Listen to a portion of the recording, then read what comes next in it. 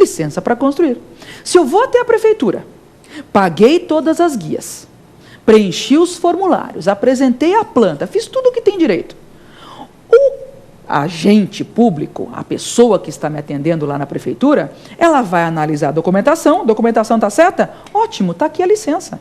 Ela não pode fazer um juízo de conveniência, olha, não vou te conceder a licença, porque está chovendo muito, não é conveniente começar uma construção agora. Não pode fazer isso. É um ato vinculado, não permite juízo de conveniência e oportunidade.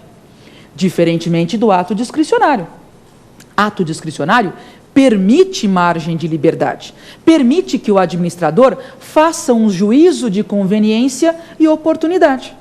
Lógico que é um juízo de conveniência e oportunidade dentro de limites legais, porque o administrador público ele não tem uma ilimitada discricionariedade. Ele faz um juízo de conveniência e oportunidade dentro de limites legais. Se a lei diz, você pode suspender um servidor de 5 a 10 dias, ele vai lá e suspende 20 dias, ele fez um juízo de conveniência, mas praticou um ato ilegal.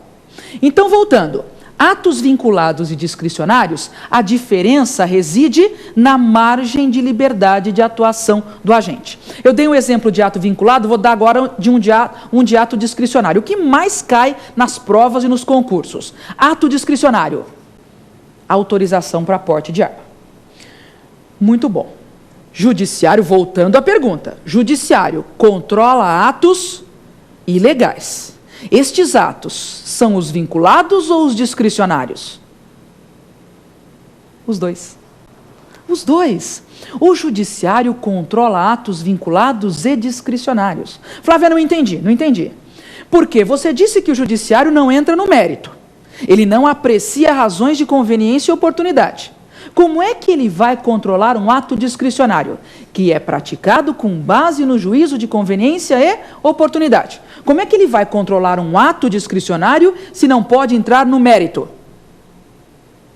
Ele vai analisar a legalidade do ato discricionário. Nós não vimos agora há pouquinho? Ato vinculado, ato discricionário.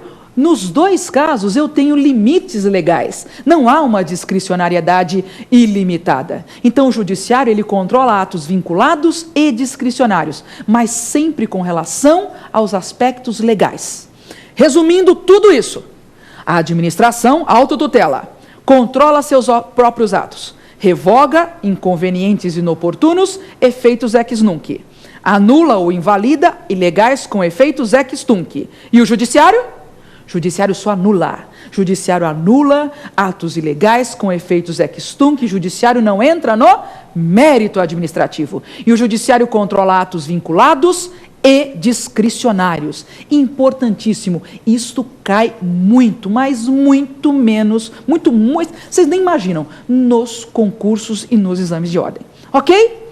Então, após o tema do dia, agora nós vamos para o nosso segundo bloco, Pergunte ao Professor.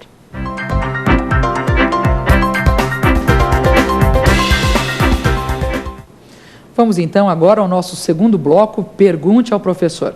Primeira pergunta, vamos lá. É possível afirmar que a anulação e a revogação são formas de extinção de atos administrativos? Bom, anulação, revogação como formas de atos, como formas de extinção de atos administrativos, é possível?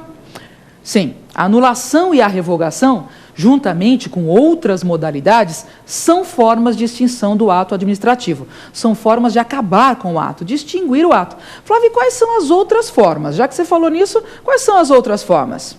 Eu tenho muitas outras. Eu tenho, por exemplo, outras formas de extinção. A renúncia. O que acontece na renúncia? Na renúncia, o particular, o beneficiário do ato, ele abre mão da vantagem que lhe foi concedida. Por exemplo, o camarada tem uma banca de jornal, ali na rua, na praça, seja onde for.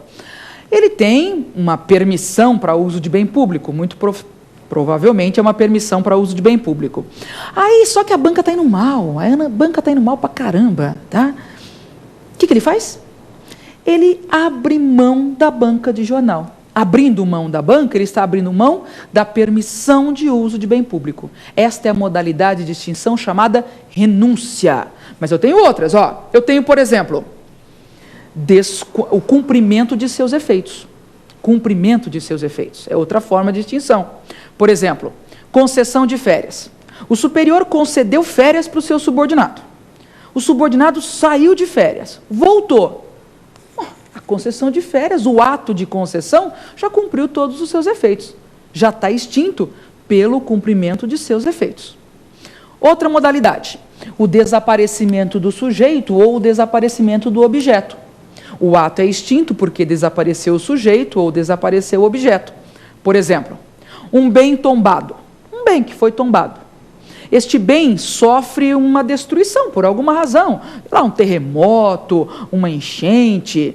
Neste caso, o bem tombado desapareceu, o ato de tombamento está extinto.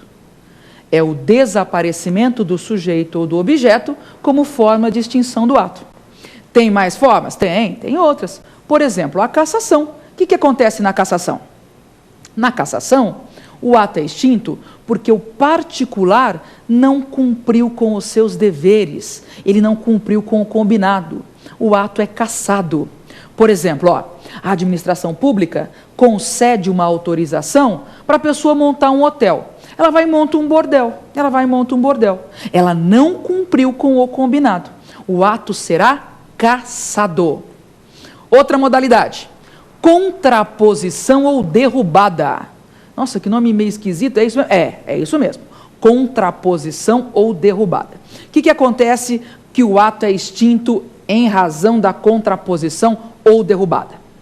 Neste caso, o ato é extinto em razão da prática de um novo ato antagônico, contrário ao primeiro. O primeiro ato é extinto pela prática de um novo ato. Por exemplo, a exoneração, ela extingue a nomeação. Porque a pessoa, ela entra no serviço público, ela é nomeada.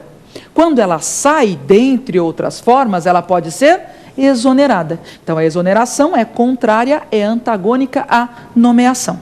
Mas eu tenho mais formas. Eu tenho a caducidade. O que acontece na caducidade? Na caducidade, o ato é extinto em razão de lei nova não mais permitir a prática daquele ato. Uma nova lei não permite mais a prática do ato. Vejam que, nesse caso, na caducidade, o particular ele não tem culpa nenhuma. O que aconteceu foi que uma lei nova não deixa mais que aquilo aconteça. Dá um exemplo, Flávia, para ficar mais fácil para a gente.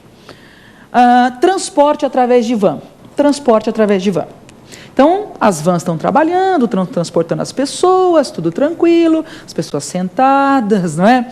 Com cinto de segurança, ninguém em pé, aquela coisa, né? Muito bom.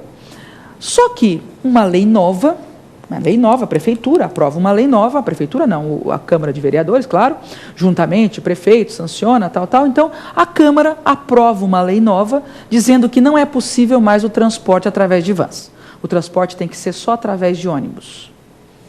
Aquelas permissões para prestação de serviço das vans estão extintas, e a razão é a caducidade. Então, vejam bem, além da anulação e revogação, que nós vimos no primeiro bloco, como formas de extinção do ato administrativo, eu tenho muitas outras. Eu tenho a renúncia, eu tenho cumprimento de seus efeitos, desaparecimento do sujeito ou objeto, cassação, contraposição ou derrubada e a caducidade.